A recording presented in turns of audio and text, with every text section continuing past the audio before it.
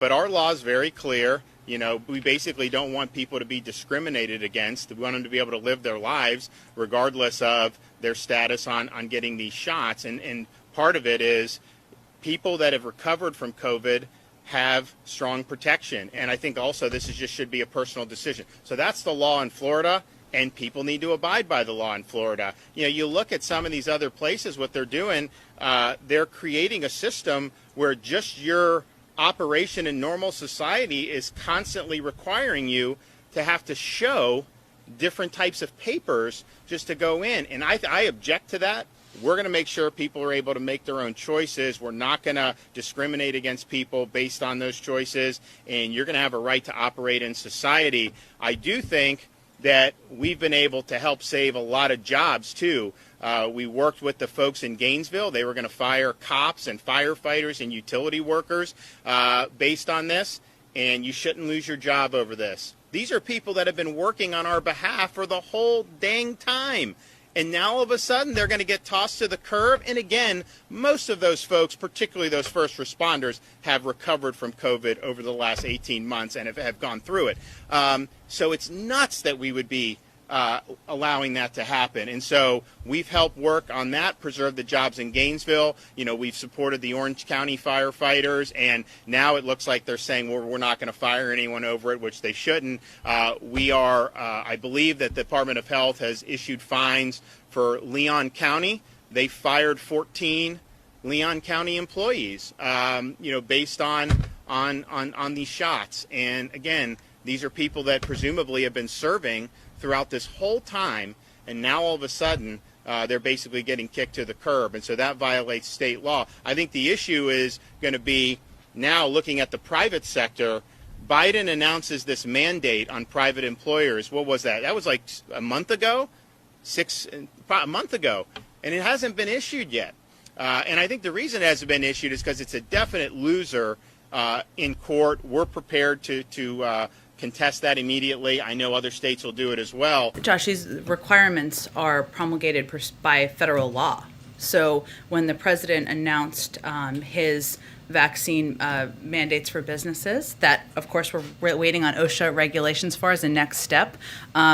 That was pursuant to federal law and the implementation of federal law because it's an executive order. So our intention is to implement and continue to work to implement these requirements across the country, including in the states where there are attempts to oppose them. I will say, since you gave me the opportunity, Governor Abbott's executive order banning mandates, and I would also note announcement by Governor DeSantis this morning, essentially banning the implementation of mandates, fit a familiar pattern that we've seen of putting politics ahead of public health. Over 700,000 American lives have been lost due to COVID-19, including more than 56,000 in Florida and over 68,000 in Texas. And every leader should be focused on supporting efforts to save lives and end the pandemic. Why would you be taking steps that prevent the saving of lives, that make it more difficult to save lives across the country or in any state? And I would also note that vaccine requirements have been standard in both the Lone Star State, Texas, in case you're not familiar, and the Sunshine State, Florida, in schools for decades, whether polio, measles, mumps, rubella, the chickenpox. There are vaccine requirements that have been implemented for decades in these states. So these decisions put these two leaders out of step with both longtime requirements, a history of vaccine mandates, but also many business leaders in their states and many businesses that are based in their states, including Disney and American Airlines.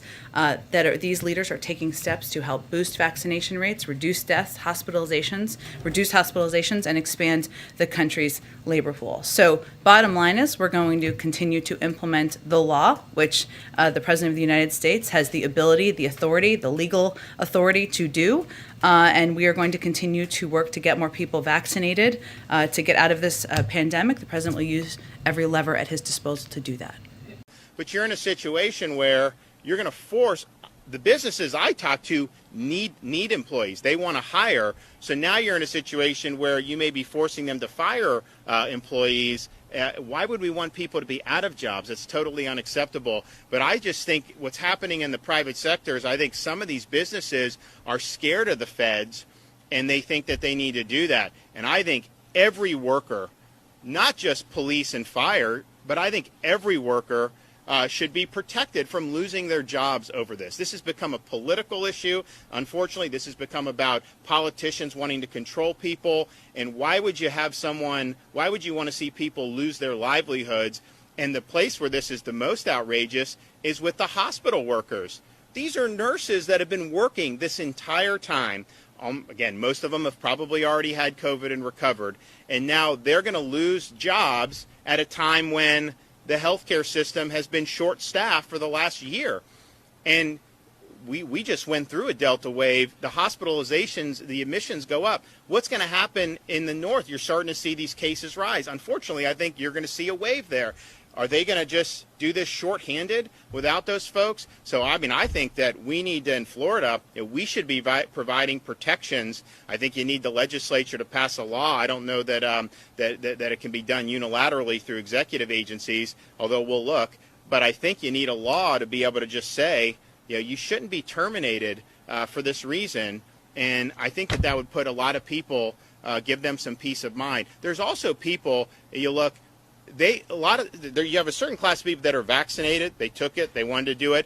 But they object to these mandates as well. And they believe that it should be their own choice. And they don't want other people to be kind of coerced into doing it. So I think the coercion is just totally wrong.